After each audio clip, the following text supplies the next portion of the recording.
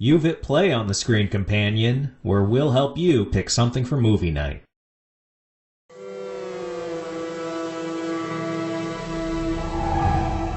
In this episode, we talk about food.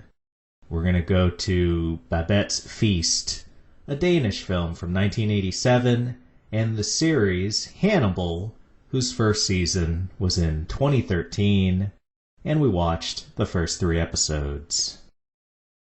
Let's start with Hannibal, the freakier of the 2 properties. Debatable. You know, you're right, but we'll get to that. Hannibal follows FBI Special Agent Will Graham as he gets into the minds of serial killers. Having emotional challenges stemming from his pure empathy, the agency pairs him with psychiatrist Hannibal Lecter, who is secretly killing and eating folks surrounding Will's various investigations.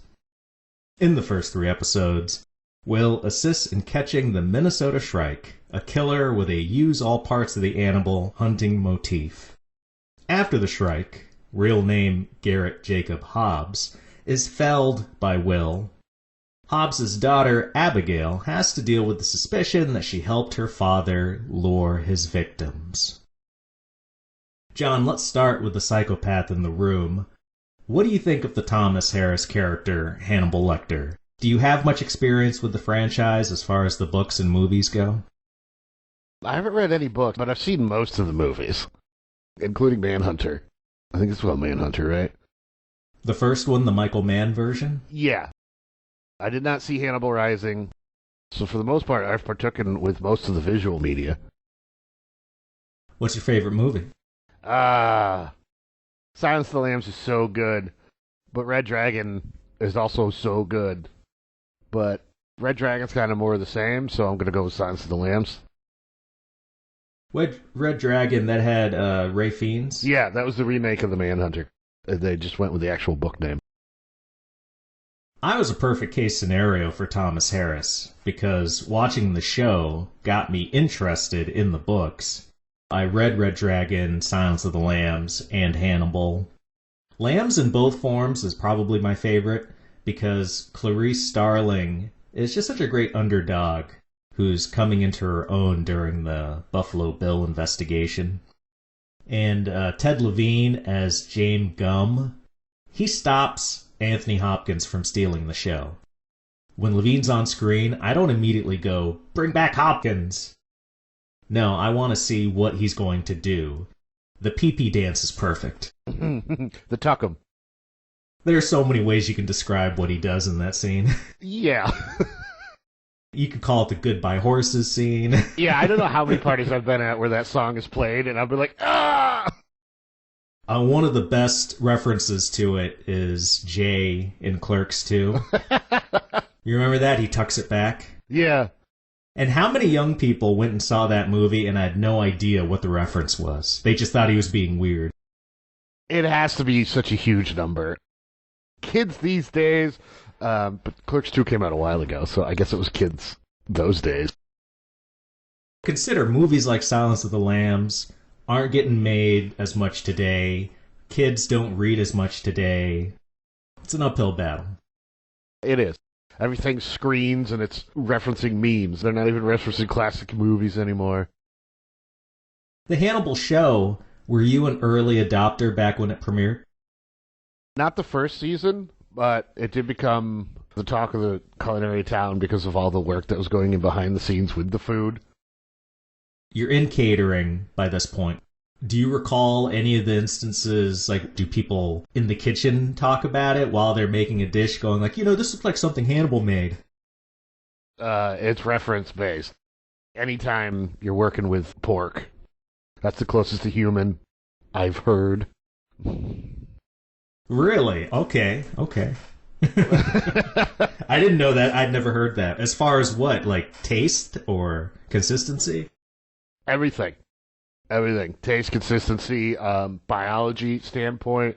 When you're in, I don't know if you were smart enough to be in any AP classes, but I was in AP Bio and we got to dissect a pig because it was the closest to human anatomy.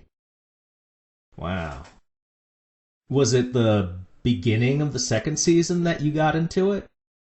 Yeah. Did you go back, watch everything from the first season? Because I believe by this point, it was early on in streaming, but they did have Hannibal on NBC's website, if I recall correctly. Yeah, that's, I think, where I watched it.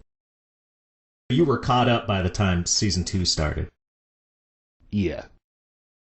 All right, and once you were experiencing it for yourself, did it immediately click with you why cooks were getting into the show? Yes. Yeah. Talking about all the dishes, and then it's fun to have the little caveat up, but it's actually people. Oh my god, those eyeballs look so delicious. Yeah. Did you see the etouffee in last night's episode? But it was a person. Dun dun dun! But that's really the twist in every episode. It is, to the point where you're just like, don't, yeah, you eventually was like, stop eating dinner with this man.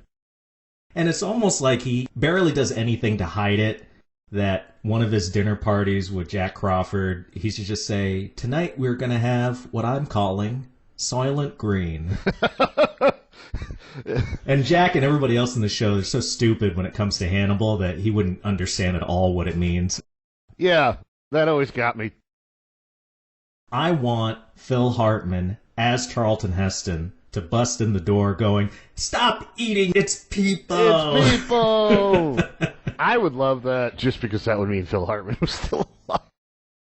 I feel comfortable making that reference with you because I'm going to bet that you've seen that SNL sketch.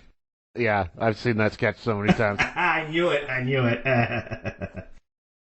Just like you, I didn't get into the show until the second season. I did see the premiere, because even back then, I could tell it was doing something different than a normal procedural. And it was very artsy from the jump. Wow, this show really didn't need to come into its own. It was the show from the first episode. The pilot was so... just like cliche when people are talking about TV shows, but the pilot was so confident. I'm going to blame that on Brian Fuller. I think we've talked about him multiple times. But the pilot, yeah, it just is like, this is who I am. Accept it. It comes out doing its tuckum dance. And they're like, ah! Oh, man. Because they talked about, had the show gone past season 3, they wanted to bring in Clarice Starling and do more Silence of the Lambs. The pee-pee dance under Brian Fuller's direction, that would have been something else. Absolutely. But I think why it was so strong from the beginning as to its identity is Brian Fuller enjoyed Thomas Harris books. He did his research, wanted to bring as much of the books into it as he could. Like, I imagine him as the TV equivalent of Peter Jackson doing Lord of the Rings. Interviews with Jackson, he'd go, no, we started with the books, everything's got to flow from that, and that's going to tell us what the vision for the series is. Brian Fuller's the same way. Something I noticed when I read the Harris books were all the little details and characters that Brian Fuller brought over from them. I think that's the best thing, when you have someone adapting work who says, I like it, I don't want to change everything, I just want to make the screen version of this text. Which there's so many interviews with creators now where they automatically say, no, I didn't read the book, I didn't read the comics, whatever, I'm just going to do my own thing. If you want to do your own thing, come up with something original. Don't just Google a character. That's like the quickest way to get me uninterested in a show or movie, is to find out that that person either has no connection to the material or downright says, I didn't like it, so I'm going to do my improvements. Yeah, like why you do... Any comic fan will tell you, the second one of the main characters is an original instead of from the adapted material, you're going to lose your audience right away.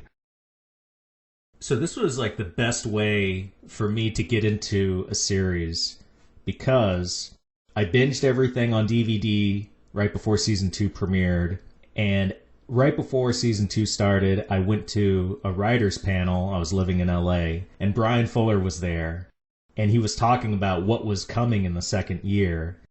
He showed some clips, I mean, nowadays there's clips of everything, but back in 2013, it was still special for them to show you little scenes and stuff. It wasn't all out on the internet yet. Mm-hmm. He was so gracious, and I got to ask him a question. I got to talk to him as he was on stage. And he was just so personable, exactly the way fans would want an interaction to go. You know, it was perfect. Brian Fuller, that's how I describe his shows. Perfect. I know I mentioned this already in a previous episode, but it's like years ago at this point. I ran into Brian Fuller again. I think it was the Egyptian Theater in LA. I realized we were both walking into the restroom together.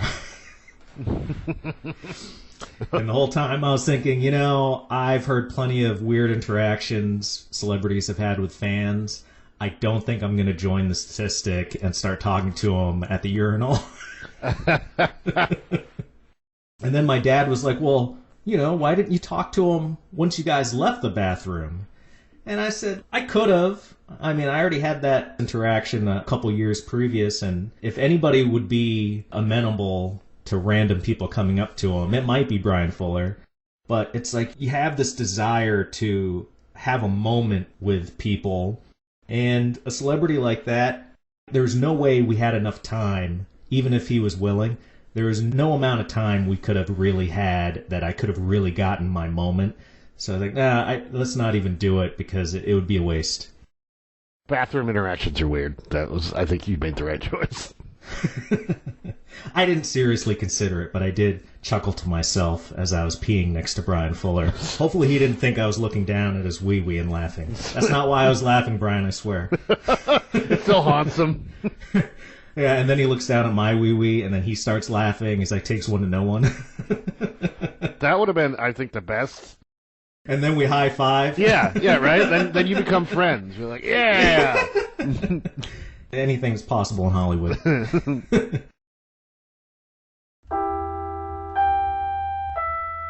Become an active listener by joining the Screen Companion. Subscribe on YouTube, hit us up on X, and our Facebook group. Let us know your favorite episodes and what topics or films we should tackle next. Further support the host by buying his novel, Self-Recognition, a futuristic detective story, available on Amazon in print and digital formats. Now, back to the show. Since you are so well-versed in the rest of Brian Fuller's output, do you like that this show is woven into the Fullerverse with references to Wonderfalls and Dead Like Me? I don't know. I think everybody's a sucker for that type of stuff these days. But at the same time, both of those shows are supernatural. Especially Dead Like Me. Someone has to go around and like pop these victims' souls, right? Adding supernatural elements to Hannibal, I don't think helps it. I think it does hurt it a little. I like the idea of him just being crazy, psychotic, and not like some higher power involved in any way. Do you interpret a lot of the weird imagery as being supernatural? No. In this, I see it as the psychopaths think they're artists. Inspiration, I guess this is term. I know one of them is literally an artist. He was sewing bodies to try and look like an eyeball. Yeah, he put him in a silo. Yeah. I don't know if Hannibal found. He did. Hannibal's always like 10 steps ahead of everybody in the show. I know he found it, but did he find it beautiful? Because the way Mads plays it, it's just like you can never quite tell if any of his emotions are a mask or not. True. He does tell the guy that sews all the bodies together something like he's impressed by the work or he admires the work. So if you can't trust Mads Mikkelsen's stone face, trust his words. That seems like the worst idea. And it's not just little references, folks, to other shows. Straight up in these first 3 episodes, we get a character straight out of Wonderfalls. Oh, yeah. They dropped the hyphen, kept the ring. Yeah, Gretchen Speck. She went with the 7.5-year high school reunion, right?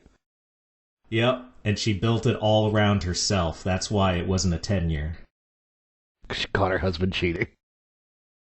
Now, I know the show only had 3 seasons, And these weren't full 20, 26 episode seasons by this point in television. Damn, what a missed opportunity. If you've already shown that this is in the same universe as Wonder Falls, have Carolyn DeVerna play Jay from Wonder Falls and split screen her with Dr. Ilana Bloom, who the actress also plays on Hannibal. That would have been fantastic. And don't have anybody acknowledge that they look exactly alike. At some point, though, she's going to be like, Ilana Bloom's going to have like a rubber lion in her office, right? And it'll be like, her therapist eats people. Oh my god, just imagine the whole Tyler family. William Sadler, Diana Scarwood, Lee Pace. Dude, what a great guest appearance if they came on the show. And maybe the father, William Sadler's character, maybe they think he's a serial killer, you know, and they start investigating him, and then everybody else is like, no, he's just quirky. He's weird. He got hit by his own car once. He's weird. So do you think Hannibal is a crime show with horror elements, or the other way around? I feel like it's a horror show with crime elements. Most crime shows definitely gloss over the horrificness that is going on, and Hannibal 100% leans into it, almost out of anger for procedural cop dramas of just like, this woman has been murdered and you should feel bad about it, whereas like crime shows are just like, a woman's murdered, we got a job to do, boys. Tell me then, how many confessions? 12 dozen last time I checked. None of them had any details. Until this morning. And then they all had details. Some genius in Duluth PD took a photograph of Elise Nichols' body with his cell phone, shared it with his friends, and then Freddie Lowndes posted it on tattlecrime.com. Tasteless. Do you have trouble with taste? My thoughts are often not tasty. No, mine. No effective barriers. I build forts. Associations come quickly. So do forks. Not fond of eye contact, are you? Eyes are distracting. You see too much, you don't see enough. And it's hard to focus when you're thinking, oh, those whites are really white. Or he must have hepatitis. Or is that a burst vein? I try to avoid eyes whenever possible. Jack? Yes. I imagine what you see and learn touches everything else in your mind. Your values and decency are present, yet shocked at your associations, appalled at your dreams. No thoughts in the bone arena of your skull for things you love. Whose profile are you working on? Whose profile is he working on? I'm sorry, Will. Observing is what we do. I can't shut mine off any more than you can shut yours off. Please, don't psychoanalyze me. You won't like me when I'm psychoanalyzed. Will. Now, if you'll excuse me, I have to go give a lecture on psychoanalyzing. Maybe we shouldn't poke him like that, Doctor. Perhaps a less direct approach. What he has is pure empathy. He can assume your point of view, or mine, and maybe some other points of view that scare him. It's an uncomfortable gift, Jack. Perception's a tool that's pointed on both ends. Man, the way Hannibal is portrayed as so intelligent and such a master manipulator, if he guest starred on any procedural, he would just wreck the whole cast. Yeah. He'd go through Law and Order, kill 20 people, and it would be one of the few murders they'd never solve. Yeah. I'm just so sad I couldn't solve this. Thanks for having us over for dinner, Dr. Lecter. Anytime. But I think that is what's so cool about the show. It is a horror show. They got away with so much on network TV. I thought this at the time, and I thought it was one of the things that hurt some of Season 2, and especially Season 3. When you are a horror show, as opposed to like a really tight 90-minute movie, you have to bring those elements in on a consistent basis, and all the artsy pop imagery that's in every single episode. Did it ever feel like too much for you? Yeah. Season 1, I remember binging it, and it eventually did lead to nightmares. Just like, oh, God. It's weird to think that as much horror stuff is in the first 3 episodes and how many bodies there are, it's so restrained compared to latter episodes. Oh, yeah. With that wholesome thing with Eddie Izzard where he's feeding him himself over the course of months. Yeah, that's so twisted, but I actually like that subplot with him. I like Eddie Izzard, so I was all there for that. Still like, Jesus Christ. I think the moment the show jumped the shark, even though I really like season 2, but something in it where Beverly Katz, the way her tableau is done after she's killed. Do you remember that Hannibal froze her in a block of ice and then cut the ice into layers? Yeah, it was... So you saw like 10 cross-sections like it was a Body Worlds exhibit. And I was like, no, this is just too much work for somebody to do and to not get caught. The Body Works exhibit is exactly what I thought of when they killed her, and it was a lot of work. It goes against all the observations I had about Hannibal in the first episode. Oh, like what? This is strictly culinary-wise, but it's just like, he only took the lungs from that girl, so he's going for fresh meat. He's not storing it, he's not saving it for later, right? He's not freezing it. He wants fresh. He wants, every time Gordon Ramsay goes into a restaurant and starts yelling about their menu, he'll be like, fresh, local ingredients. That had me confused. Does anybody around the world really consider lung meat as something that you eat? Yes. Really? That's observation number 2. 1971, the United States made it illegal to consume lungs of livestock, so technically what Hannibal was doing was illegal. Yeah, one of the ways it was illegal. the most disturbing way, let's be honest. I don't think you'd ever be a good DA. Hannibal, the way you did that with the lungs, I am charging you with illegally eating lung meat. Go to the Livestock Act of the 70s. You have broken a law. Oh, wait, sir. What about the fact that he killed a woman and put her body on display? No. We're going to go after the serious charges here. No, there's a serious charge. You're not allowed to consume livestock lungs. Have you eaten lung? Yes, it is in haggis, and I've eaten haggis in Scotland. Elsewhere, it's an ingredient. That's why they had to make it illegal here. Is it lean meat? It's aerated. The consistency is different, but it's in the same vein as heart, where it's constant motion muscle. It's not the leg muscle. All the other muscles can eventually rest, but the lungs and the... I love chicken hearts. Yeah, chicken hearts. It's closer. It's actually closer to stomach, the expanding aspect of it. Is it anything like liver? No. Oh, because I've had liver. I don't know if I've ever had haggis. I don't think I have. You can't get proper haggis in the United States because of that law. Damn it. Yeah. I gotta call my legislator. Call up your legislator and say you want to consume lung, and he'll be like, what? In the next big beautiful bill, I need you to make an amendment, okay? I need you to allow lung meat and cannibalism. Yeah. I'm surprised cannibalism is on a level of illegal given the state of this country. We're already kind of getting into it, but rate Mads Mikkelsen's Hannibal compared to other Lecter portrayals. Top 5 for sure. And that's the joke, because I think there's only like 5 of them, right? Yeah, live action ones. Yeah. He's got to be the best cook, right? By far. He's the one that they actually leaned into his high society trappings. Is that the correct word?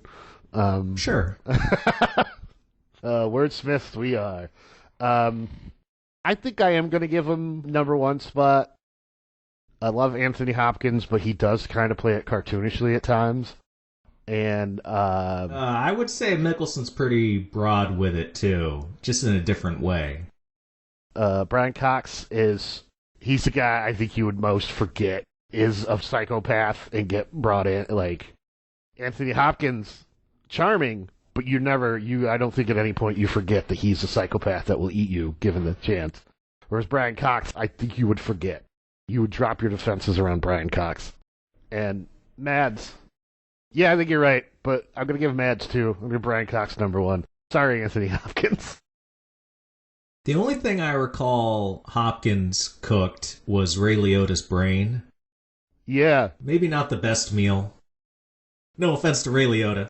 He did it tableside. None of the sides were ready, and Turns out it was that character from Goodfellas. It's like, why does this brain taste like cocaine? I am so high after eating that man's brain. I just want to go for a run and open a restaurant. So there is so much, especially in the show Hannibal, that is built around the food. What do you think the food is really saying about Hannibal as a character? It's his fun little secret. It always felt like it's what made him think he was special compared to everybody else. These are my tastes. These are my particular tastes, and I can't tell anybody about them. But I can really enjoy the fact that I'm making them eat it too at this dinner party. Good morning, Will. May I come in? Where's Crawford? Deposed in court. The adventure will be yours and mine today. May I come in?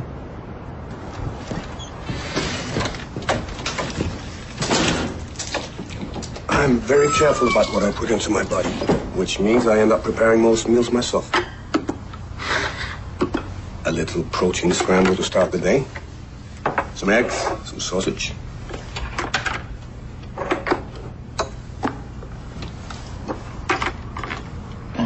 That's delicious, thank you. My pleasure.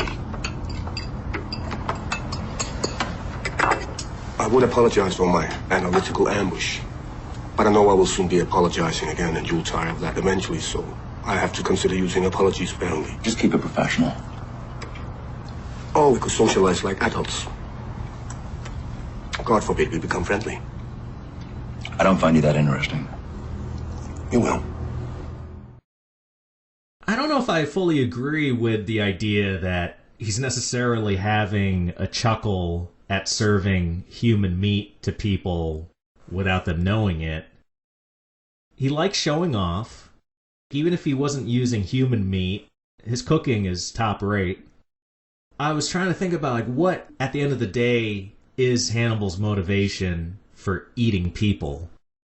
And I think it's because of his highborn background that he's part of the elite. And something like caviar, hard to come by, not the average person's eating it. But even more exclusive, Soylent Green. An abundant crop that is difficult to acquire. Because he wants only the best, and the best includes the most exclusive food. You like steak tartare? You haven't had it the way Hannibal makes it. Mm-mm. Speaking of, have you had steak tartare? Yes, many a time. It's good. The prep's easy. You just got to get really high quality meat. Yeah, I think it's the only raw beef dish I've ever had, and I was surprised at how fresh it tasted. It had a very zesty feel to it. And maybe that's just why Hannibal does it, you know? It's really life-affirming to eat people. Yeah, I feel better. He could have gone a Dexter route and eaten shitty people, but shitty people probably aren't the healthiest for you. I've heard that stressed out cows, when they get butchered, it affects the taste of the meat. So wouldn't you imagine that a lot of the people that Hannibal kills, they aren't going to taste very good because they're scared crapless when it happened? Yes. Growing up hunting with my dad, you could taste fear, and fear tastes really bad because the adrenaline gets in there, it saturates the meat to allow them to fight or flight more efficiently, and it's not good. It does not taste good. The best tasting meat is calmly killed. That's why ninjas eat the best. Yep.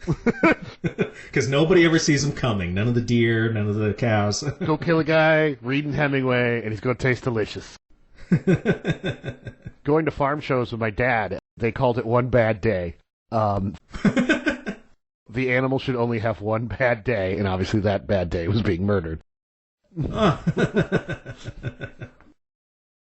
Wow, so you really are the Abigail of the story. Yes, I am Abigail. Although my dad fell asleep far too many times hunting to be that Hobbs.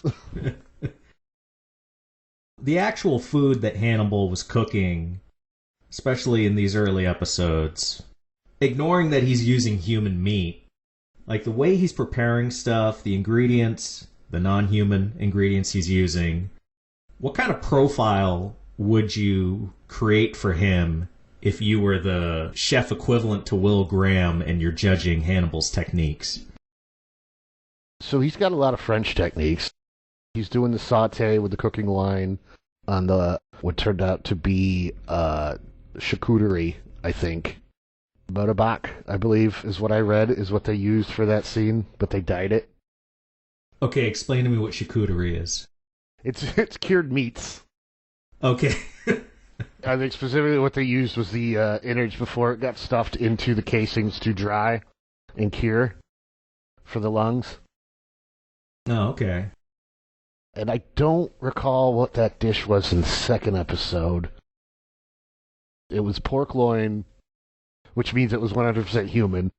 And there was some red sauce he put over it. It was a red sauce he probably made with the blood. His culinary profile is very French peasant, which is what fancy French restaurants do now, is French peasant. Okay, I feel like I'm starting to understand it, but French peasant, like, what are the characteristics of that? It's like little wild game, like the Shrek. I don't want to call him the Shrek. The Shrike. The Minnesota Shrek. Donkey, I'm gonna eat ya. Come here. Yeah, that woman was mounted on a donkey. Shrek just said he did. Get this dead girl off of me. Get this dead girl off of me. I know a donkey. We're gonna eat her. God, this is horrific. But it's that aspect of like, we're poor, we got to use the whole thing. And what's wrong with using the whole thing? Nothing. Yeah, I mean, that sounds good to me.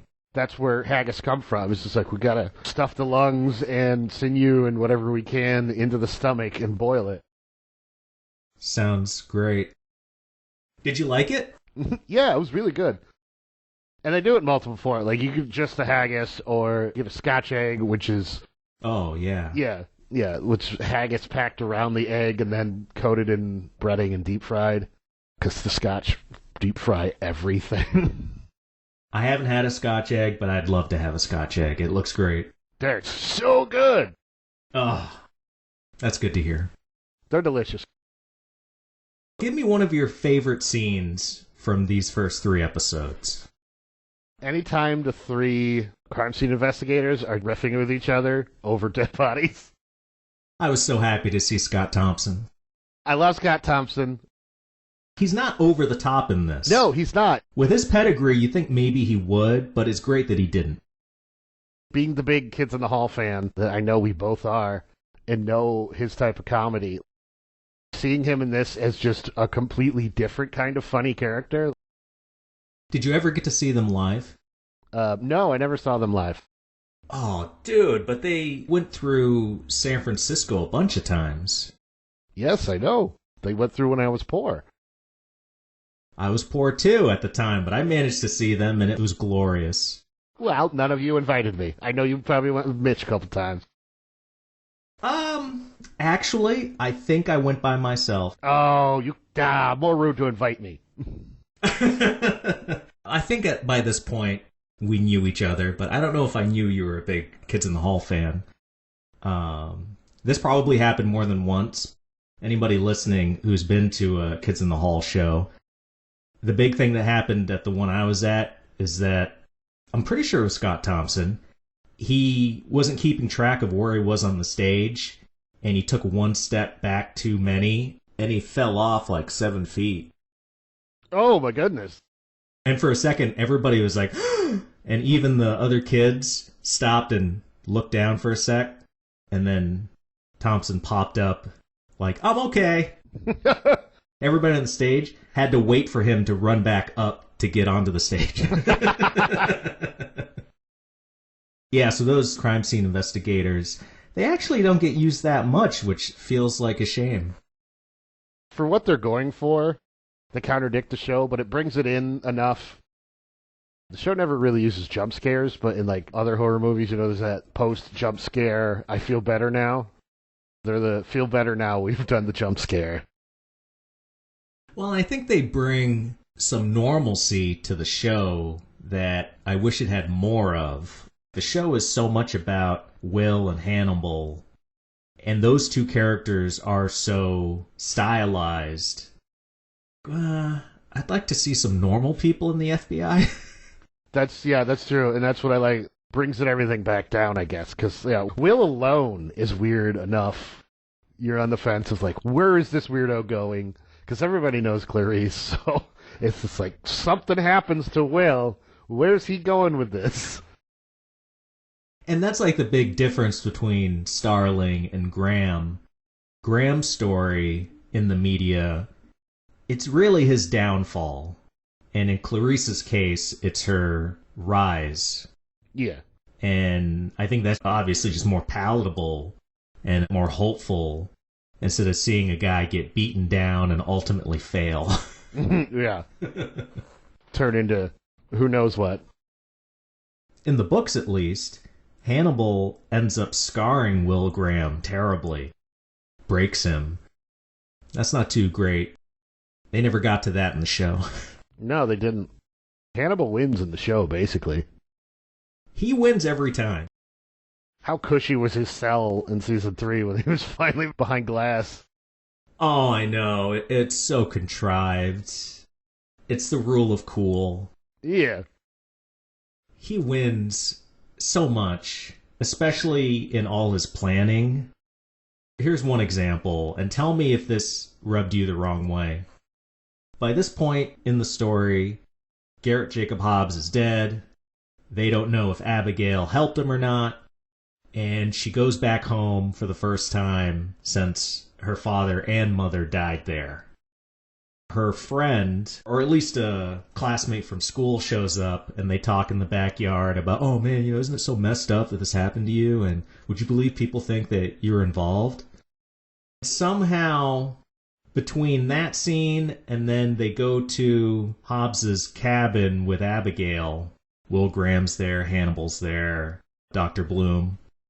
A drop of blood drops from the ceiling, and then they run upstairs, and the girl that Abigail was just talking to in the previous scene is dead, mounted on deer antlers.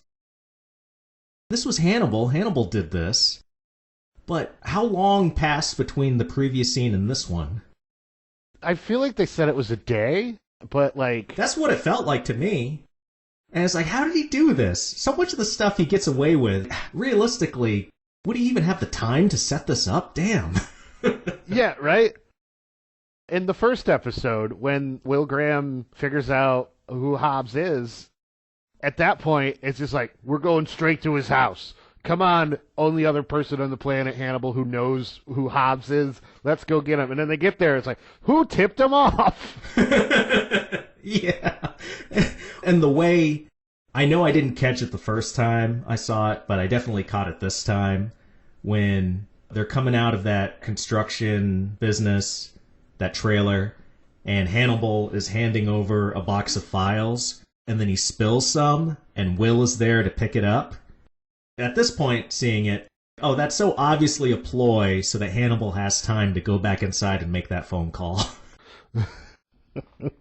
I want that scene where they're flying up to that cabin and the TSA agent is like, oh, Mr. Lecter, didn't you just fly in this morning? What are you doing back at the gate? Right? That's like, this is a post 9/11 environment. They're going to flag him and ask him questions. All these guys are supposed to be so smart. Me as a layman, just from Hannibal's first scene with Jack Crawford in Hannibal's study, something is wrong with this dude. He's weird, okay? But nobody seems to acknowledge that he is freaky. Going back to Dexter. Stokes is the only one who could tell he's a serial killer. It's just like... But I give it to that show, at least one of these so-called professionals saw it. Yeah. Nobody on Hannibal sees it. that is in the FBI or has a doctorate or whatever. Katz was the only one who got there, and it took her a season. It took her a whole ass season. Mads Mikkelsen, he's not a freak, or at least doesn't seem like one in real life. In interviews, he smiles. He can act like a real person. I think they should have done more of that with him in this.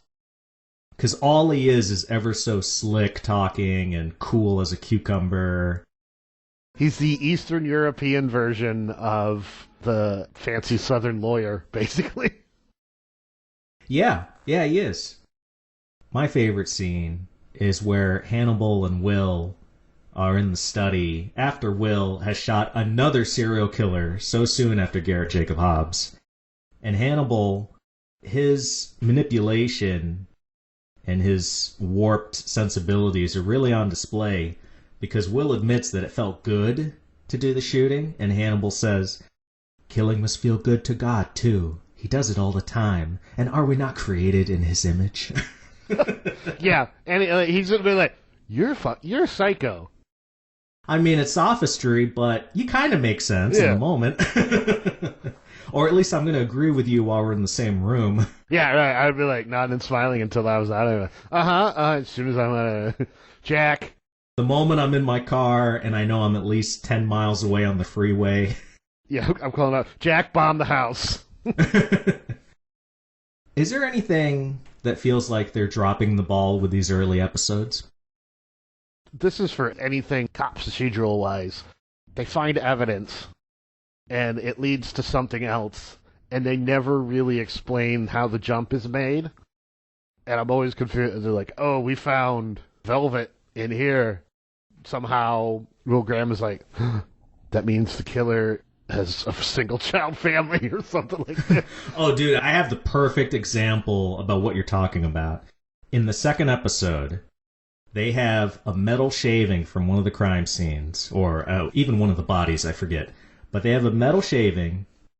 They're in that scene I mentioned earlier at the construction site, and Hannibal is sitting in the car with Will, and Hannibal, like the audience, says, basically, why are we here at this particular construction site?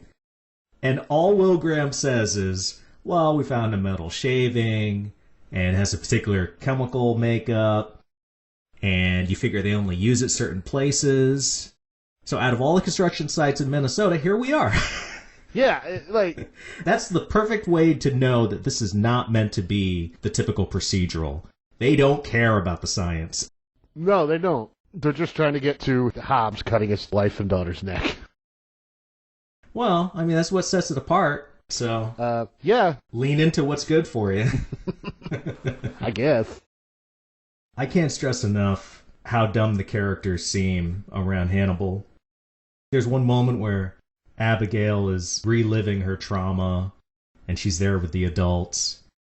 And she says, okay, you play my dad, you play my mom. And she just dead eyes Hannibal and says, and you play the man on the phone that called my dad.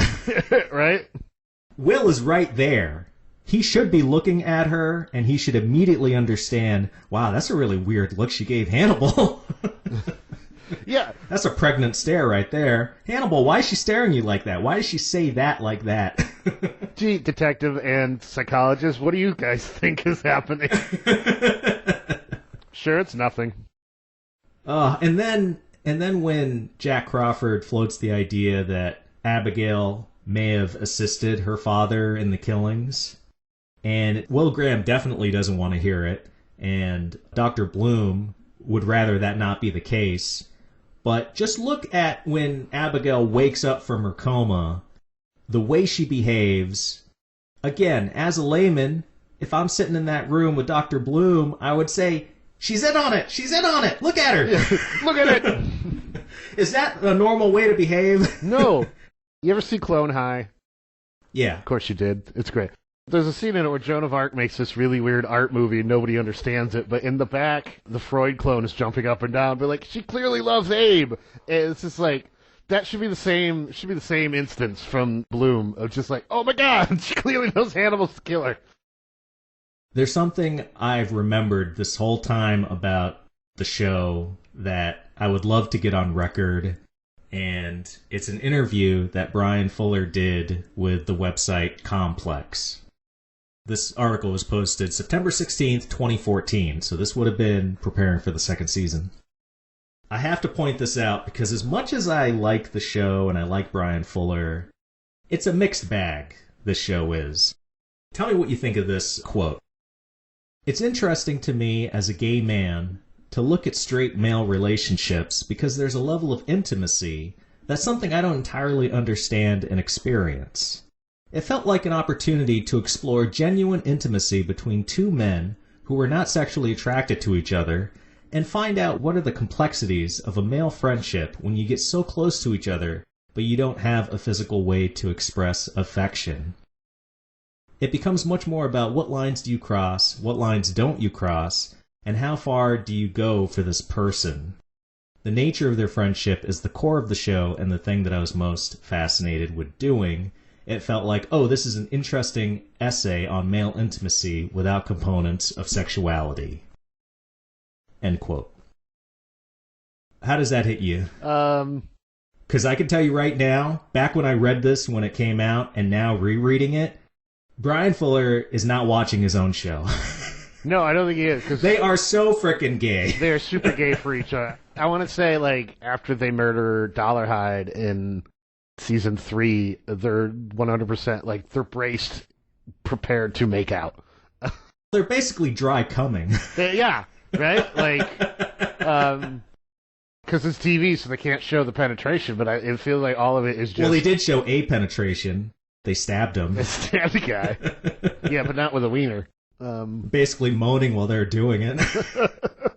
No, Brian, nothing gay about this. Nothing gay at all. All just friendship.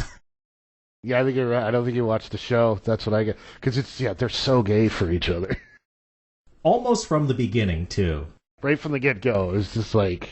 Just these smoldering looks. They're in a shadowy room, but they're having breakfast with each other already. Yeah. eating protein bowls. Okay? Yeah, and eventually... you know what I'm talking about. I do know what you're talking about. And eventually, Lecter just starts stuffing weird things into Graham. And this Abigail storyline culminates with him trying to have a two-dad solution with Will Graham, right? Yeah. And I just don't understand if Brian Fuller was joking in that quote. He admits he doesn't understand it. A totally platonic, straight guy friendship. But, dude, this is your interpretation of what a straight male friendship is? Buddy, you're off. Two psychopaths? Off the mark. It reminded me, there's a work video I had to watch once about harassment in the workplace. Everybody had to watch it. Everybody had to watch it. Oh, good. So you weren't being punished? No, I wasn't being punished. I didn't do anything. But there's a scene in it where one guy he starts to say, as a gay man, I find it difficult to get through the workday without being harassed as a gay man. And it sounded like the same sentiment of, it felt like it was more important that he was telling people he was gay than anything else he was going to say in that sentence. And by 2014, Brian Fuller had been in the business close to 20 years, I think, because he may have started on DS9, but definitely he wrote for Voyager. That makes sense. You watch his stuff, not a big leap to find out he's gay. Mm-hmm. I don't think he needed to announce it to folks. They knew by that point. So that was just really funny to me that he would say that about the show and their relationship. Isn't that like the whole point of, was that Pushing Daisies, too? The two people in love who can't touch each other? Something about that it's a hetero relationship between a man and a woman who don't have sex. Maybe that is like the ideal story as told by a gay person. I think so. It's like, that's the only way I could share a bed with a woman, is that we can't touch each other. Even though the other man is Lee Pace. Yeah, he could share a bed with Lee Pace, but not with that other actress. Who couldn't share a bed with Lee Pace? That man is too handsome. He's still handsome. How does he do it? Watching Foundation on Apple TV. He doesn't even have a belly button in that show, and he's still walking around shirtless, and everyone's like, hell yeah. Let's talk about food in general for a moment. because it's no coincidence that you're my guest on this particular episode. John, what got you into cooking, and then to the extent that you made it a career in catering? Because believe it or not, some people don't cook, some people hate cooking. So how did you get into it? Right after graduation, a buddy of mine was just like, hey, we're going to need jobs as adults. Right after high school graduation, went down to this restaurant he applied at, and I started as the dishwasher, and they're like, we need a fry cook. All right, well, the fry cook bailed. The saute guy bailed. You step up there. All right, the grill guy's gone. Get in there. And so it was just a huge do this, do that. And then if you want a raise or advancement in restaurant work, you got to go to a different restaurant. So it went from there. And then when I came out to California for film school, catering was super easy to work around my schedule. And so I became a catering chef. I got sent to rich people's houses and made them private meals. And every now and then, were you like leaving little fortune cookie sized notes? Hey, I've got a script. Could you read it? No, because it was all tech people up here. Well, they invest in stuff. Maybe. I want to direct this movie. Could you put some money into it, please? Well, I want to direct a movie. It's about a guy who poops too much. What's this in my linguine? There's a note in here. There's a 90-page script in my lasagna. Yeah, it's the bottom layer. That's whole bottom layer. And what's really interesting is that he made it out of pasta, and there's cheese, so you can eat the script after you've read it. Yeah, get rid of it. This is how I avoid copyright issues. You eat the script. Yeah, dude, I don't want anybody to steal my idea. Promise me you'll eat this after you read it. You're listening to the Season 6 finale of The Screen Companion. Please check in every month, as there will be bonus episodes between now and Season 7, premiering in September 2026. But that doesn't quite explain what got you into cooking in the first place, unless you're saying on your own time growing up you weren't really cooking. No, my mom worked a lot, so I would have to cook for myself. I always tried to get my sister to do it. You sexist. Older sister. I don't know if that means anything. That was the substitute mother figure, I guess. Cook me food. She never wanted to do it. She was just like, it's always getting her to do anything for me was like pulling teeth, which is, I guess, fair, thinking about it, but hopefully she won't listen to this episode.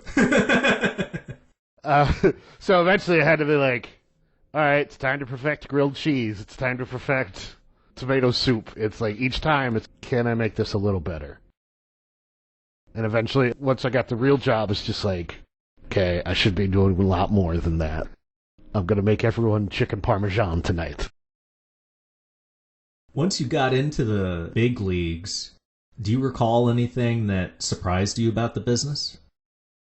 I guess there's always a level of all these people debaucherous, but like the sheer number of current or former addicts is insane. It's such a large number. That work in catering? Yeah, the people that show up. I work with like 3 former heroin addicts. And you get to be their rock. I am I'm the other guy. Like everybody's an alcoholic at one point. So John, how long have you been sober? No?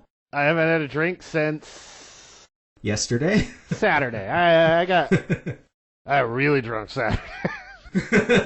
Watching wrestling with coworkers, with other chefs. On the whole, how do you like your vegetables prepared? Depends on the vegetable. Broccoli, cauliflower, carrots, those are delicious raw. Brussels sprouts, saute them in butter and a little brown sugar and some bacon. No one will complain about eating Brussels sprouts who do it like that. I don't complain about eating them in general, but I think you're cheating butter and sugar and bacon. I am cheating. I have a maple whiskey. It's called Bull Run Distillery. Shout out to them in Portland. I use that to cook it, to braisen it a little. And it's good. It comes out, I basically candy the Brussels sprouts, and they're really good. Fish, chicken, pork, or steak? Steak. What's your favorite way to eat potatoes? Ooh. Frenched and then fried. Totally acceptable. I'll shout out to mashed as a number 2. And are you a mashed potato purist, or do you like to add a lot of little things to kick it up a notch? I am not a purist. I make it pure, but like, have fun with the mashed potato. Add a green garlic puree. Add chives. Add chives. Make it a loaded mashed potato. Add sour cream. Add bacon. Add cheese. I like to add minced garlic. Yeah, minced garlic is really good in mashed potatoes. I made a tuna fish sandwich the other day with minced garlic in it, and my wife wasn't impressed, and it really upset me. Oh. You gotta try this tuna fish. She's like, it's tuna fish. No. Come on. What do you see a lot of people get wrong when they cook that you think is so easy to fix? Overcooked chicken. They overcook the pork. Overcooking is a huge... What's the famous Gordon Ramsay quote? It's fucking raw! Those chefs are trying not to overcook. And a lot of home chefs are just like, here's your dried chicken. I don't know how many Thanksgivings you've been to, or like, here's your dry-ass turkey. This is why we have all this gravy.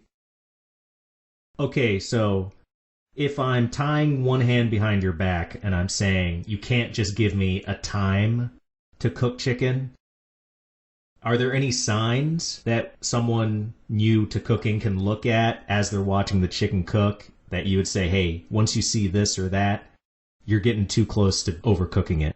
Is there anything like that? So, like, this happens with fish, too. You see the liquid come out. When the liquid comes out, that means it's cooking. When the liquid itself starts to cook into, like, a solid thing that you think is chicken, but it's not quite chicken.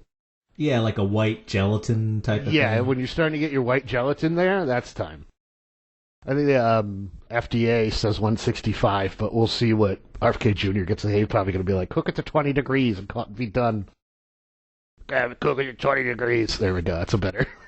But you know who didn't have a cooking thermometer, or at least I assume so, is Denmark back in the 19th century. Oh. Which leads us into our second property, which is the film Babette's Feast.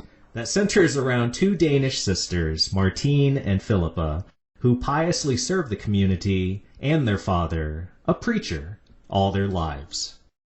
In their youth, each of them has a significant encounter with a suitor who can't break their religious convictions. In their later years, they take on a French refugee named Babette, who comes into some money and wants to treat the remaining members of the long-dead preacher's congregation to a decadent dinner on the 100th anniversary of his birth. As a Danish film, John, what feels different about it compared to an American film? The first act, and this is all borderline French too, which I guess is fitting given the nature of the movie. The narration does most of the heavy lifting, whereas American films really try to avoid that. There's like all this it's like, and then he went away, whereas American films would just show him getting on a plane or something. Just to make it as a matter of fact. And then this happened. Now this is going to happen. Also, here's the character's thoughts. And all of that stuff really is just a build-up to the night of the dinner. Yeah. Just like, yeah, the whole first act was these ladies ducking and diving these dudes. Because all they wanted to do was be old spinsters. So they're like, yeah, go away, I don't want a husband when I'm old. So this watch, I really tried to zero in on the psychology here of like, why don't the ladies want those men? Because they seem to really like them. And part of the narration, which I don't believe they establish, that woman who narrates is just a voice, right? Like, she's not a character in the piece. No, I don't think it's anybody specifically. It's just like, now this is going to happen. Maybe it's the soul of the feast. I would like to tell you how I began. The collective consciousness of all the dead. Were they pheasants? What were they? Quails. Quails, okay, yeah. The narration mentions how the preacher, who is very religious. His group espouses not putting much importance into love and marriage, which completely makes sense later in the movie where you see the remaining members of the congregation. No wonder there's like 10 of them left. Yeah. Nobody's propagating. There's no kids in that town. It's because the only 2 available women are like, no, go away. That's the worst kind of cult. Right? Like, what's the point of starting a cult if you're not gonna bang? Because that's the only reason I could really see why the sisters don't end up with the men, with those suitors. Did that strike you as sad? I mean, I don't think it helps that neither of us are particularly religious. The first guy who came, and he's just like, you can't have my daughter, it's just like taking away my right or my left hand. I guess he was mildly attractive, but like the military guy came, and what was he, early 20s, but he looked 45 or 50. Yeah. And then the French singer was creeper, balls to the wall, creepy. Like, I totally see him being like, it had nothing to do with religion. It was just like, I don't want this creepy looking old guy rubbing up on me. No, she was into it, dude. Come on. You're going to end up on a list. Hey, did she back away? Did she back away? Tell me. No, she had her dad deal with it. She didn't tell him no in person because she knew she had all those feelings. She was going to run away with him the next time she saw him. God damn, no. He was molesting her? No, he was just checking that she was using her diaphragm as she was singing. It was part of the lessons. It's always sexual with you, man. You need to learn what a red flag is. He was practically touching the bottom of her bosom, but there was nothing sexual about it. It was all part of the tutoring, folks. Okay, yeah. Did it bother you on a visual level how gray most of this movie is? A little bit. I understood why. I mean, it's fall in Daneland. It's the coast in a place called Jutland. Yurt. I was going to say, isn't that a Mongolian tent? But that's a yurt. I could have stood for more color, but it made sense. And there's a little more color once the food gets into it. The red wine really brings up the color palette of the movie. And once they busted out those grapes, I was like, oh, wow, okay, I forgot what green looks like. So food can elicit plenty of different emotions. What were you feeling as Babette and her helper boy were bringing out each dish? Generic, but feelings. I know that feeling of being in the kitchen and sending the food out. She didn't seem too worried about people loving it, but she knew. She was confident. It could be a little nerve-wracking, hoping people love things. And she had definitely a little pride in my own work of just being like, yeah, this is what food's supposed to do. This is the point of it. It reminded me of growing up on the farm with my dad. My grandmother would always have those big, everyone has to sit down to the family meal and talk about their day. You say that with such disdain. Did you really learn the lesson or not? No, because I was a little kid. What am I supposed to talk about? I saw a dead woodchuck and it smelled bad. Grandpa, what'd you do? Like, I got crapped on by a cow. I've lived in a small town. Both of those stories sound awesome. Could you tell me that again? What happened with the woodchuck? My brother had shot it the previous day and didn't do anything with it. See how that story stretches? All these different layers, bit by bit. Food serves a lot of different purposes, especially for the people that are making it. We go into so many different reasons why Babette is making the food, what she's feeling as she's doing it. What do you think is the chief thing that's driving her or that she's getting from it? Because she's putting a lot of work into it. She was basically a humble servant the whole movie. For 14 years. I don't know if it was giving back as much as it was just showing off. I know she felt like she was giving back. That was the overall tone. I think she literally said, thank you so much. I owe you this. I'm going to give this back to you. The best French meal I can muster. But, like, on a lower level, she's French. Everyone in this Danish town is obsessed with being humble and plain to a level of Amish. We gotta be humble, otherwise God's gonna murder us. She's like, no, I'm French. I gotta show off. I gotta show off one. It's been 14 damn years. I gotta show off. I'm gonna put you on the spot. Uh-oh. Rightly or wrongly, I am dubbing you the food king of the podcast.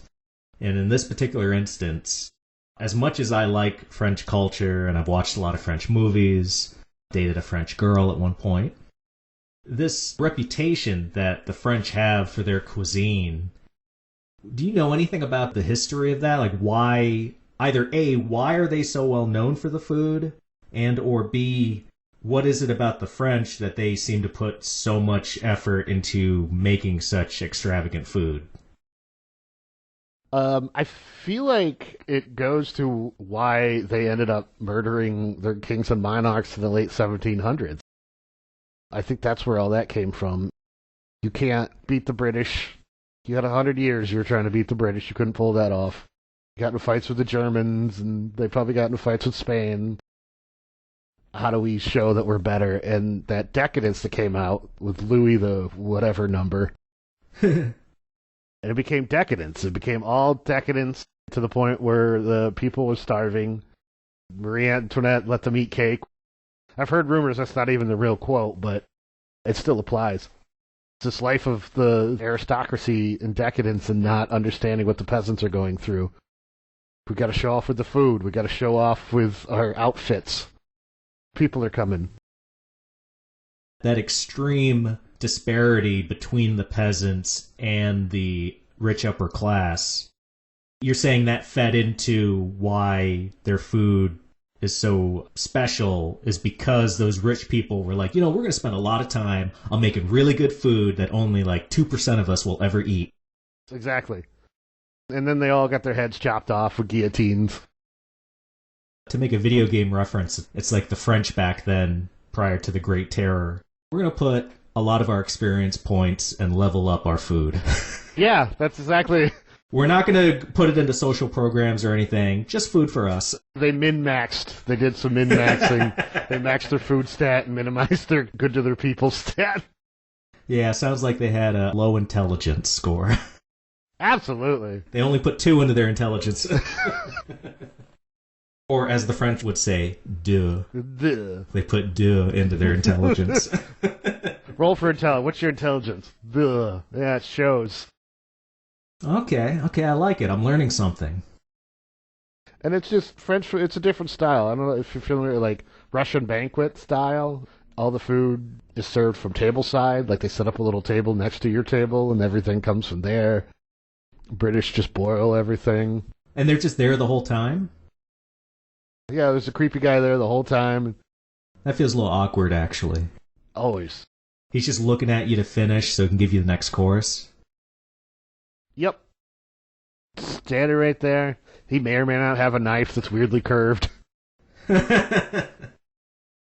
Oh, and that's something that, if we delve into what the reality of the situation really would be outside of this film, did it ever occur to you that considering these people who are at least in their 70s, maybe 60s, but they've lived hard lives, these Congregationists, and they've lived a life of piety, eating stale bread and really thin soup every single day, that possibly French cuisine, especially the topmost tier that Babette was presenting them, even if it really tasted good, that their palates were so simple that it actually would have been bad for them. Like they would say, oh, this is too salty, or there's too much butter in this. Yeah, I heard, I think it was, take this with a huge grain of salt, because I think it was on the old Ripley's Believe It or Not. That's okay, I'll hold that grain just over my head. All right, keep going. All right, now, not even the Jonathan Frakes one, but cowboy guy, whose name I forget. And Dean Cain did it for a while too, didn't he? Did he? Ah, whatever. I heard the story about a French peasant who did something really well that the king loved, so he moved him into the palace. And he died early because of the rich food he was getting at the palace compared to his peasant life. Let's call it a rumor or fable. I could believe that. I've just scratched the surface, I'm sure, compared to you. At least some of the quote-unquote French food I've had. It's very rich. There's got to be a lot of calories and stuff in that. Oh, yeah, it's like butter, and there's wine cooking. A lot of the sauces that Babette was making towards the end were just wine bases. And isn't it seriously like, if you're sober, you should watch out for some cuisines and what wine and stuff they're using in it? Yeah, you want like a bourguignon? It's cooked down wine, and that's all the sauce is. Oh, I haven't had that. What's that taste like? It's burgundy cooked down with meat and vegetables. The point is to have cheap wine to cook down, but you can overcook it and it get acidic and stuff like that. The way the army officer, when it's been decades since he was last in that community and he's there for that special dinner, and by this point he's a general, the way he seems to stop after every first bite of every new course, basically that shocked look like, oh my god, it's this, it's that. I think everybody around that table should have reacted the same way he did. He's doing it for different reasons because he spent his youth in France, so he's surprised that that caliber of food is here in this little Danish town. Yeah. But for the rest of them, I think they should constantly, if this was more realistic, they should be going, ooh, oh my god, I've never tasted this. What's that taste? Ah. No, because they had that meeting. They're like, okay, no matter how bad it is, we don't say anything. But then it turned out to be really good. You could tell by the look on their faces. But I don't think any of them wanted to admit it. Probably for fear of God. They're like, I had a good meal. God's going to hate me. They weren't really even positive about the whole experience until they were drunk off wine and champagne. For example, about how unprepared their tongues should have been for the food. Have you ever served somebody who has a low spice tolerance and barely ever eats anything spicy, and maybe you, I don't know, serve them scrambled eggs, and you just put a hint of hot sauce, just like one dot, and they eat it and they go, oh, did you like it? Yeah, but it was pretty spicy. Yes, I like to put red peppers into my tomato sauce. I've gotten a few like, ooh, this is good. It's spicy, but it's good. They're like, it's just a red pepper. I didn't even do anything to it, sir. I took a little can of chili flakes. I gave it one shake. Yeah. And you're telling me this is one of the spiciest things you've ever eaten. I stopped doing chili flakes for that exact reason.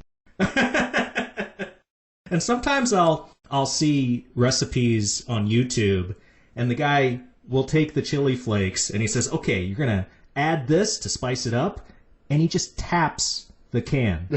You know, like 5 chili flakes came out. And I'm like, wait, you're saying this is going to add heat? You didn't add anything. When my wife and I went to Thailand and we got in late and we're in the hotel, we're like, let's order something. And we ordered shrimp coconut soup or something like that. And they brought it, they knocked on the door, right? Opened the door, and as soon as they saw that we were 2 white people, they immediately tried to take it back. And the menu was very clear that it wasn't even spicy. Because they had other things. We're like, let's not get spicy. We're in the heart of it right now, and we don't get the spice. So we just got the soup, the shrimp soup. Oh no, we gotta take it back. Too spicy. We're like, no, give us. And it was spicy. Oh my god, it was so good. Well, that's the thing, too, that you have spicy in a heat sense, and then there's spicy in an exotic flavor sense. And I've seen it sometimes where it's so weird when they're like, oh, this is too spicy, and you realize they're talking about the exotic nature. Well, it's not hot, so you mean it's blowing your mind too much? Yeah. Oh, yeah. This isn't oatmeal. I need something blander. Yeah, you go to hardware stores in, we'll say, rural areas. I know you're not trying to call out white people, but I can. Well, I led you to the trough and you drank from it, sir. I will drink it up. Yeah, you go to the whitest place ever, and if it's poor, they'll have hot sauces in the hardware store at the counter, and it's usually called stuff like anus prolapser or stomach no more, like that. It's the hot spice. It's the spicy spice. It's meant to burn and hurt you. It's not an actual flavor. Getting back to Babette's Feast, what themes do you think the film is playing with? Modesty. I don't want to say looked down on modesty, but there's definitely a theme of, you don't have to be too modest. Be proud. It's okay to be proud of something.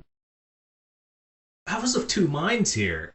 The stuff with the sisters and the way their story ends, in this movie at least, that they basically held to their convictions their whole lives. And the movie seems to portray it like that's a good thing. But then you got Babette. She's very lively with the townsfolk, and she knows how to cook, and she knows the finer things in life, and more than likely before she became a refugee, she was having some fun experiences. So that seems like in direct opposition to what the message, I think, is for the sisters, that they're exemplifying. And I can't figure out, ultimately, which side of the argument is the movie landing on. The one sister, she did, for somehow are in disagreement about this, but the one sister did escape a creepy French guy. I didn't say it wasn't creepy. To his dying day was still like, I'm about to die and I'm still thinking about you. Wait, was that his death sound, or did he come right after writing that letter? Both. It's how every man wants to go. I need to finish writing so I can free up my hand. I need this hand. Please excuse the curt letter, but I need this hand. It's like, sir, could you fold this and put a wax seal on it? Give me a second. Gotta make the wax here. I don't see a candle or anything. The ultimate, or let's say the majority of the message, do you think it's for piousness, or is it for enjoying what is possible in life? It's for enjoying what's possible in life without harshly judging the piousness. Try and live a good life. It's okay if you're pious. One of the sisters made the right choice, but then they kind of like did that look between the other sister and the general, the look, and like maybe she didn't make the right choice. I like the way you put it. It's on the side of enjoying life, but it's not condemning the sisters. Because I felt sad for them the whole time. Yeah. Okay, they eat that really cool meal, and that is like the main point of the movie, is that whole dinner sequence. I kept thinking, this is the first time you've ever had really good food, and it's going to be the last time. I don't think it'd be the last time. Oh, really? You think so? How are they going to afford any more ingredients? I'm referring to, like, remember when Babette went back to France? He's like, I want to go visit France for a while and then come back. The sisters were making the food for all the people, and they had that scene where they'd open it up, check the soup, and be very disappointed with it. Those ungrateful bastards. Because Babette had been making it for the last 14 years, right? It was obviously the most exquisite food they had, but I don't think it's going to be the last time they eat good food. Did they ever show the sisters eating that food? What if they're only serving Babette's good food to the needy, and they never partake?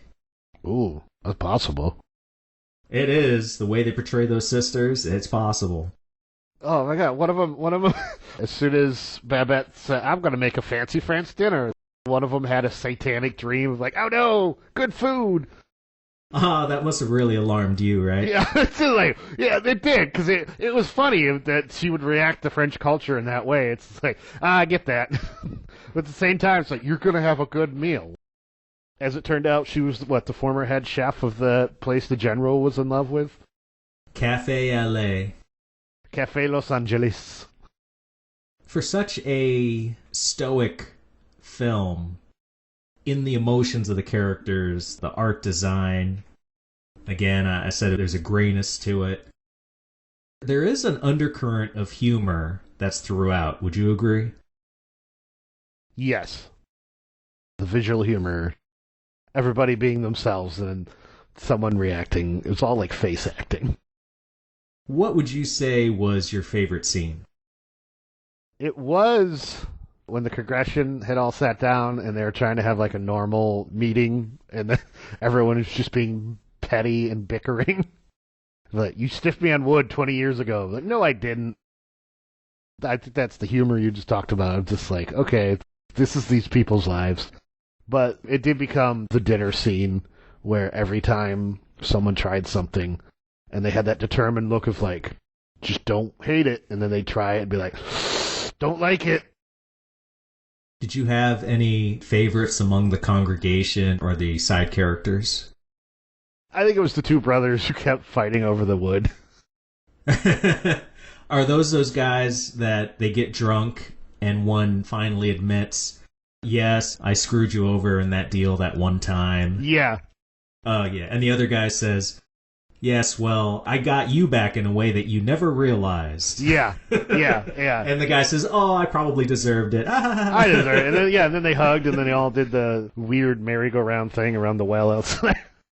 Carrying forward the idea that there is a lot of humor as an undercurrent to this movie, my favorite moment is when Babette has her help bring in all the ingredients to the kitchen, and the sisters look in, and there's just a giant turtle, and it's just flapping at them. Yeah, and it was part of the nightmare, too. Have you ever had turtle soup? No, I don't want it. I don't ever want to try it. I like turtles a lot. We shouldn't be doing that to them. It reminds me of like every threat from Ninja Turtles growing up. I'm going to have turtle soup. Oh. Oh my god, how amazing would that be if that giant turtle in the kitchen actually had a little bandana? And then one of the... Oh my god, what color is it? I can't tell because of the color palette in this movie. Which turtle is it? What's his weapon? They took it away so he could defend himself. And then one of the guests is just Shredder. Like, Oh my god, if it had a little tiny pair of nunchucks in its flipper and it fell out. Oh, Michelangelo, no! No! Mikey! He was delicious! Oh boy. Well, what would you think of as something that would make the movie better? You gotta cut it down somewhere. There's so much lead up to the meat of the movie. I feel like some of that in the beginning could be cut somewhere. I think there's like a good 15 minutes of this movie early on that you could cut out. It's like 100 minutes. That's not too long. Instead of cutting stuff out, let's reshape it into a better dough, if you will. Specifically, the sisters' romances, especially Martine and the army officer, because as far as I recall, having just seen this last night, those two are only ever shown sitting at a table listening to the preacher's sermons. That's all we get of them, and I'm supposed to believe they made an impact on one another that would last decades after they separated. When he goes back and they're like, how was your summer? Did you get banged? And he's just like, I fell in love with a woman who couldn't afford salt. It's like... So I cried on her plate every day. Yeah, and it's just like... Why won't you marry me? Did that happen? Because we definitely did not see that happen. Whereas something about the Parisian singer and Philippa, we didn't get much more screen time with them together, but I think because it was their shared love of music that we saw they had something in common and they were really interacting besides just sitting next to each other all day, that I bought that a little bit more. Did you? A little bit, yeah.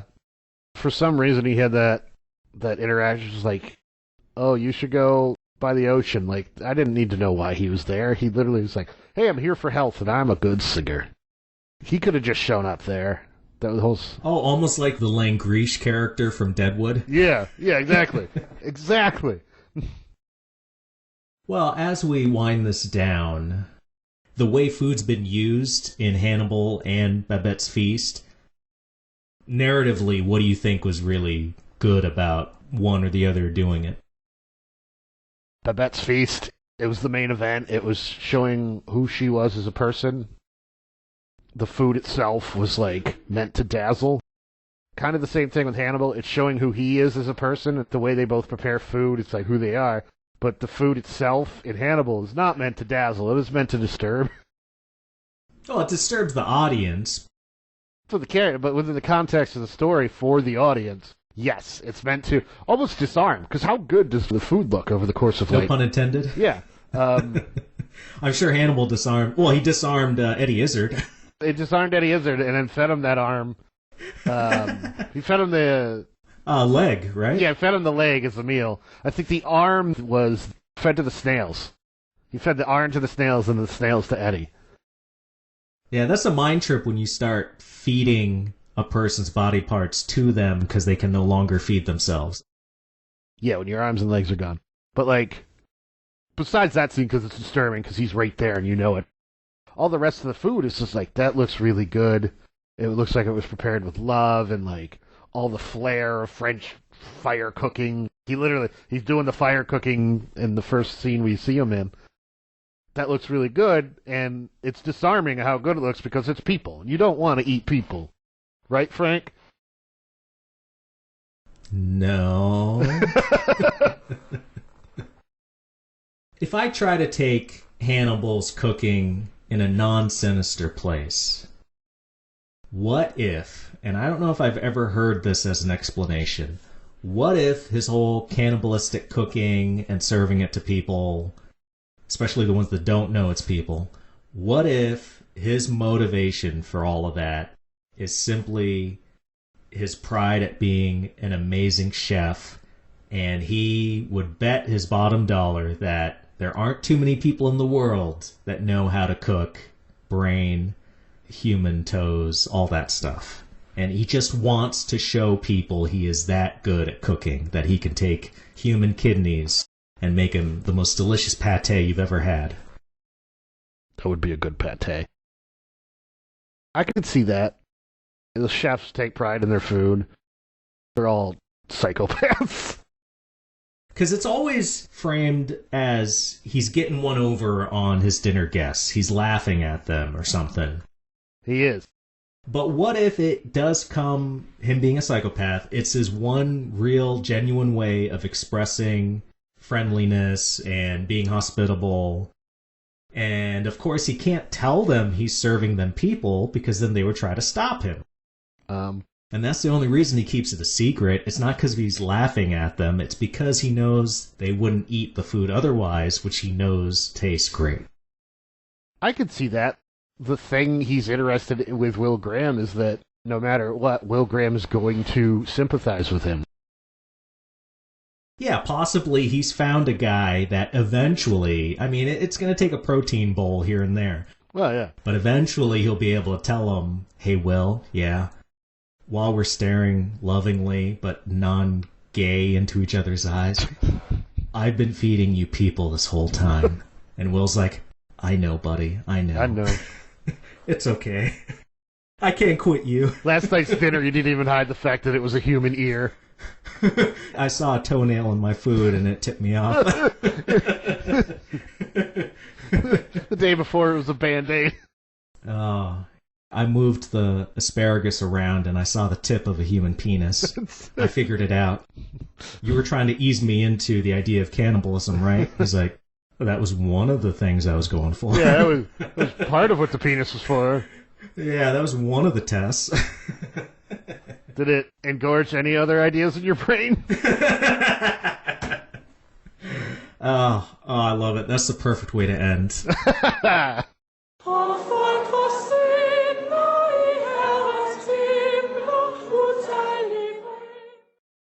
You've reached the end of this episode of The Screen Companion. Thank you for listening.